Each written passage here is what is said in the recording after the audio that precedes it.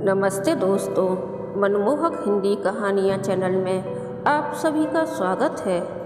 आज की हमारी कहानी है चेहरे पे चेहरा। आपको हमारी कहानी पसंद आती है तो वीडियो को लाइक, शेयर एंड चैनल को सब्सक्राइब जरूर कीजिएगा। उस दिन रविवार था। मैं सुबह 5 बजे बिस्तर से उठ गई थी। सुबह 9 बजे रिया दीदी की फ्लाइट आने वाली थी। उससे पहले मैंने ब्रेकफास्ट और लंच दोनों की तैयारी कर ली। मैंने घर में किसी को कुछ नहीं बताया था, यहाँ तक कि साहिल को भी दीदी के आने की खबर नहीं होने दी। मैं नहाकर जल्दी से तैयार हो गई और साहिल से कहा, मुझे अपनी फ्रेंड से कुछ काम है, 1 घंटे में आ जाऊंगी। इससे पहले कि साहिल कुछ पूछते, मैं जल्दी से घर से बाहर निकल गई। लिफ्ट से नीचे पहुंची, तभी ख्याल आया स्कूटर की चाबी तो मैंने ली ही नहीं। मैं वापस ऊपर आई। फ्लैट का दरवाज़ा खुला हुआ था। ज्यों ही मैं अंदर आई, मम्मी की आवाज़ कानों में पड़ी, देख साहिल, संध्या इस घर की लड़की नहीं, बहू है। यह भला कोई कायदा है? जीन्स टॉप पहना, स्कूटर उठाया और चल दी। ना बड़ों का लिहाज, ना आँख में शर्म। मम्मी, आप किस ज़माने की बात कर रही हैं? आजकल हर लड़की जीन्स टॉप पहनती है, दीदी भी सब कुछ पहनती है, उन्हें तो आप कुछ नहीं कहती।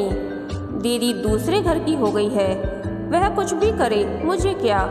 और यह तुझे आजकल हो क्या गया है? 4 दिन शादी को हुए नहीं, हरदम बीवी की तरफदारी करता रहता है। इतने में पापा की आवाज़ आई, शीला खामोश हो जाओ। क्यों व्यर्थ में अपने साथ साथ सबका दिमाग खराब कर रही हो? पढ़ी लिखी हो, जमाने के साथ चलना सीखो। इतनी अच्छी बहू मिली है, उसकी कद्र करो। मैंने चुपचाप चाबी उठाई और बाहर निकल आई।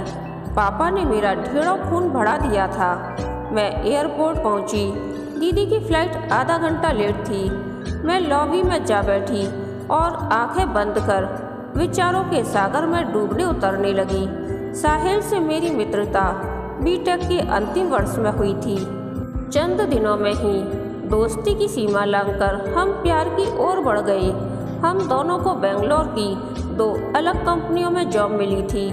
जॉब लगते ही कब साहिल अपने मम्मी पापा के साथ मेरा हाथ मांगने आए और कब हम दोनों का विवाह हो गया, पता ही नहीं चला। पलकों पर सतरंगी सपने सजोए मैं साहिल के घर आ गई। चौथे दिन हम दोनों को हनीमून के लिए निकलना था। शाम का समय था। मैं अपने कमरे में पैकिंग में व्यस्त थी। तभी मेरी सास ने साहिल को अपने कमरे में बुलवाया। कुछ देर बाद साहिल लौटे तो उनका चेहरा उतरा हुआ था। वो कुछ परेशान दिखाई दे रहे थे। मैंने वजह जाननी चाहिए। झिझकते हुए वह बोले, संध्या, मम्मी हनीमून पर जाने के लिए मना कर रही हैं। क्यों? मैं हैरान रह गई। उनका कहना है बेंगलोर में तो हम अकेले ही रहेंगे, फिर हनीमून पर जाने की क्या तुक है। इतने दिन उनके पास दिल्ली में ही रहें तो उन्हें अच्छा लगेगा। साहिल बेंगलोर में अकेले रहने और हनीमून पर जाने में तो फ़र्क है ना। फिर हमारा रिजर्वेशन भी हो चुका है, होटल भी पहले से बुक है। मेरे स्वर की निराशा ने साहिल को बेचैन कर दिया था। वे आहत स्वर में बोले, मेरे साथ साथ पापा ने भी मम्मी को समझाया था, लेकिन मेरी आंखों में क्रोध और पीड़ा का मिला जुला भाव तैर गया। खींचकर मैं अटैची से कपड़े निकालने लगी। तभी जेहन में शादी से पूर्व अपनी मम्मी के कहे शब्द याद आ गए। उन्होंने कहा था, संध्या, शादी के बाद लड़की ससुराल में कितनी जल्दी एडजस्ट होती है। यह ससुराल वालों के साथ साथ लड़की की स्वयं की सोच और व्यवहार पर निर्भर करता है। थोड़ा सा सब्र और धैर्य रिश्तों को मजबूत बनाने में मदद करता है। मैंने खुद को सहज करने का प्रयास किया और फीकी मुस्कुराहट के साथ बोली, तुम टेंशन मत लो, हम बेंगलोर से ऊटी घुमाएंगे। लेकिन बेंगलोर पहुंचकर भी हम लोग ऊटी नहीं जा पाए। शादी में ली गई छुट्टियों के कारण ऑफिस में काम बहुत था। हनीमून पर जाने का रोमांच और उसकी मादकता के एहसास से मैं वंचित ही रही। दिल्ली से आए 2 माह हो चुके थे। मेरी और साहिल की गृहस्थी धीरे धीरे व्यवस्थित हो रही थी। साहिल बहुत कोऑपरेटिव थे। हम दोनों में अच्छी अंडरस्टैंडिंग थी। एक दिन दिल्ली से पापा यानी मेरे ससुर जी का फ़ोन आया कि वो और मम्मी बेंगलोर आ रहे हैं। मैं खुश थी।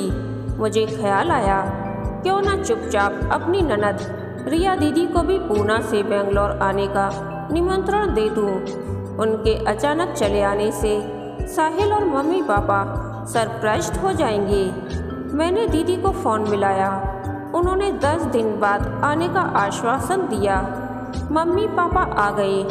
मैंने 2 दिन की छुट्टी ले ली ताकि आते ही वे दोनों अकेले ना पड़ जाएं। मैं खुश थी। उनका ज़्यादा से ज़्यादा ख्याल रखकर अपना इम्प्रेशन जमा लेना चाहती थी, पर मम्मी का टिपिकल सास वाला रवैया मेरी समझ से परे था।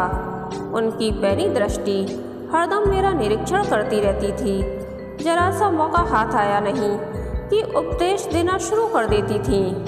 यही नहीं, साहिल का घर के कामों में हाथ बटाना भी उन्हें खटकता था।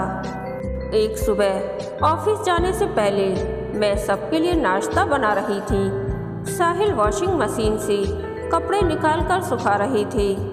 मम्मी से रहा नहीं गया। बालकनी में जाकर बोली, साहिल यह क्या, कपड़े तू सुखा रहा है? इसमें हर्ज ही क्या है मम्मी? संध्या भी बहुत बिजी रहती है। जब कमाते दोनों हैं तो घर का काम भी दोनों को मिलकर करना चाहिए। साहिल बोले, अच्छा अब तो बड़ा समझदार हो गया है, पर पहले कभी तूने ऐसी समझ नहीं दिखाई।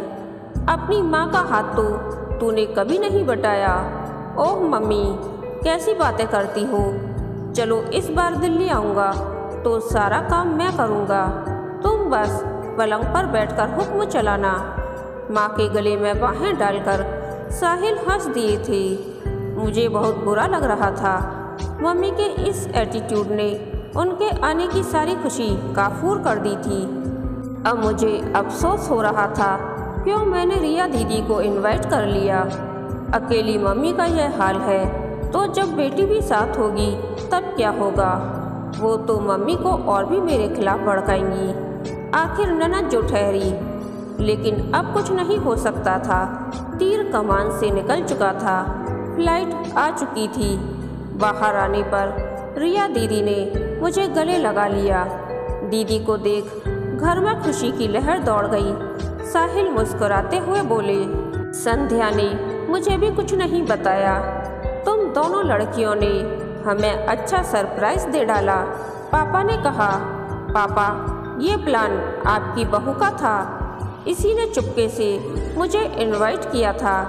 रिया दीदी के जवाब पर पापा ने मम्मी की तरफ इस अंदाज से देखा मानो कह रहे हो, देखा अपनी बहू की काबिलियत। दोपहर में सभी डाइनिंग टेबल पर बैठे लंच कर रहे थे। साहिल को करेले की सब्जी खाते देख मम्मी से रहा नहीं गया। बोल ही दिया, यह क्या साहिल, तू करेला खा रहा है?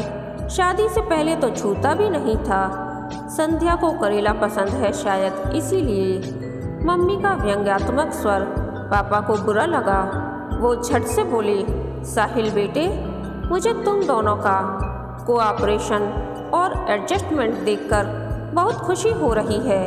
अपने पार्टनर की छोटी छोटी बातों को अपनाना रिश्तों को मजबूत और सौहार्दपूर्ण बनाता है।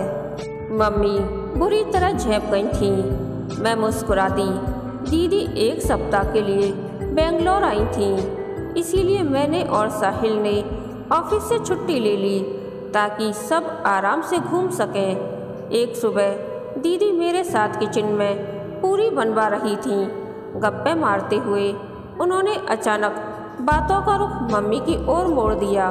वह बोली, संध्या, जब से मैं आई हूँ देख रही हूँ मम्मी तुम्हें कुछ ना कुछ बोल देती हैं, पर तुम उनकी बातों को दिल से मत लगाना। वो मन की बहुत अच्छी है। दीदी, मैं किसी के मन को तो नहीं जानती हूँ। जैसा व्यवहार मेरे साथ होगा मेरा मन उसी के अनुसार रिएक्ट करेगा। कभी कभी मुझे मम्मी की बातों का बहुत बुरा लगता है, फिर सोचती हूँ आखिर जो माँ इतने अरमानों से अपने बेटे की शादी रचाती है, वही बहू की सबसे बड़ी आलोचक उसकी प्रतिद्वंदी कैसे बन जाती है।